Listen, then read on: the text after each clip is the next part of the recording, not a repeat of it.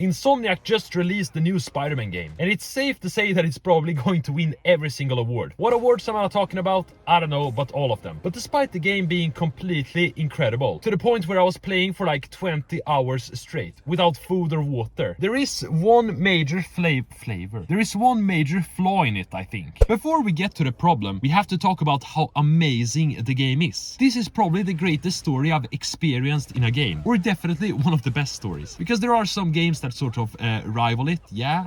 Anyway, the story sort of picks up a bit after the Miles Morales game. We see Peter trying to get by with a new job while paying the mortgage on Aunt May's house, and directly in the game you're in the action fighting Sandman. At first I was like, hey, this guy is like 500 meters tall, how can I even fight him? But with some electricity, water and nice jokes, you're able to bring his asshole down. And from there you start learning about Kraven. Sandman saying that some evil guy is coming, also through this epic jungle cutscene. And Kraven, man, wow, this guy was just spot on and just perfect. He was really perfect when comparing him with the comics. Perfect in the sense that he's someone that loves the thrill of the hunt. In the comics he came to New York to hunt down Spider-Man. In this game he comes down to hunt down some supervillains. And of course he kills every single one of them with ease. But the goal here is to have a final hunt, mainly because he's dying of cancer, I think. And he wants to die in an honorable way, by being hunted, yeah. So the people in New York are his greatest chance for this, mainly Spider-Man here. And of course things happen on the way. We meet Harry Osborn, who's wearing the alien symbiote because it's sort of curing him, keeping him from dying. And he becomes a sidekick to Peter, sort of becoming a hero with him. They even go out to save Dr. Connors at one point, save him from being turned back into the lizard. Of course Kraven wants to transform him so that he can hunt the most dangerous reptile in the world. Pretty nice. And it's here that Peter gets his black symbiote suit. And from there on things start going very downhill. The whole symbiote part was extraordinary, dude. Mainly because it completely changed the combat, but also because it was changing Peter's personality, making him more aggressive, less caring, and overall just being a douchebag. And this was pretty beautiful because it played into everything that was going on with Peter. Losing his job, having economic problems, obviously losing Aunt May a couple of like months or maybe 1 year earlier, yeah. Erectile dysfunction. Oh,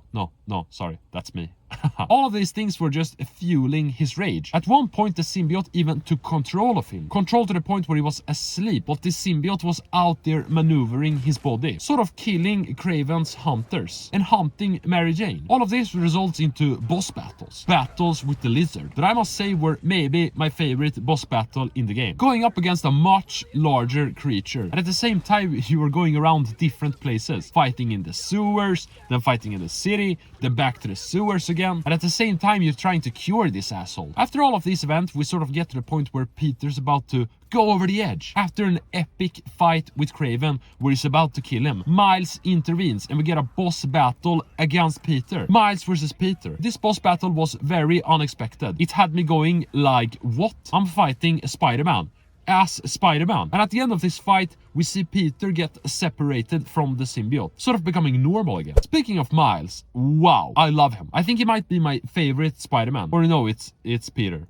Or maybe it's Miles. I don't know, but I love them both. The thing I love with Miles is that he's such a fresh version of Spider-Man. Different personalities, different stories, different villains, different character growths and challenges. In this game we see Martin Lee make a reappearance. And we see how much Miles is struggling with the fact that Martin sort of escaped. He just wants to kill him / keep his family safe by bringing him to custody. Because, you know, Martin Lee killed his father. You just hear the pain in his voice when he's fighting Martin Lee at Kraven's scary mansion. Also what I love about this character is at the ending, the fact that he's sort of become the new Spider-Man, or the main Spider-Man. Mainly because, you know, Peter sort of needs a break right now. A break where he can recover with Mary Jane and sort of follow his dreams. Now we get to Venom. And I gotta say, this is probably the best Venom ever in a game. There was like one Venom in Spider-Man 3 game, and it was pretty weird, man. He like convinced Sandman to join him on his quest to kill Spider-Man by like kidnapping his daughter and just preparing it in the tree. Anyway, if you don't know, Venom in this game is Harry. The symbiote sort of attaches itself to him and transforms him into Venom, making him bloodlust and just crazy. He slams Peter into the wall, then he just kills every guard at Oscorp. Then you fight Kraven and you just bite his head off, sort of completing Kraven's sick, twisted dream of getting killed by a beast. Then we just see Harry get completely corrupted, tricked by the symbiote into spreading itself around the whole world, infecting everyone and turning them into the symbiote creatures as well. Which was pretty like, how do I say, not weird, but like, wow, I didn't expect this. So pretty nice, you know, flashback.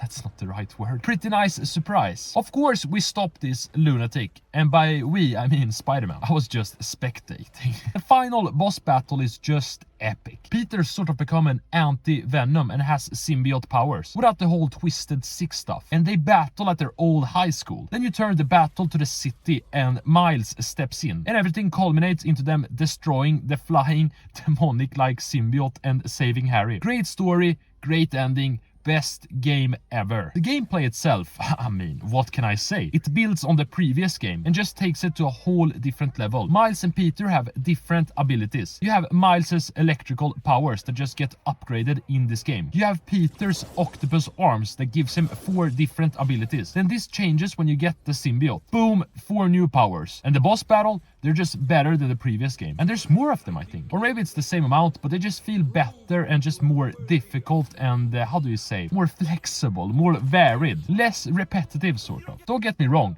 the boss battles against the Scorpion and Rhino in the first game was fun. Also against Electro and the Vulture. But none of these come close to the boss battle against the Lizard. Or against Kraven. Or when you're fighting Peter as Miles. Or when you're fighting Mary Jane that's been infected as a symbiote. Also, the boring stealth stuff from the first game has just gone down. You get less amount of these horrible missions where you just want to shoot yourself. Also, they're more fun. Mary Jane sort of becomes this offensive, you know, like she can actually fight in this game. You also get a futuristic stun gun so you can go into combat mode. They actually looked at the previous game and said, you know what, stealth section is horrible. Remove it immediately. Or not completely, but make it better. Best explanation ever.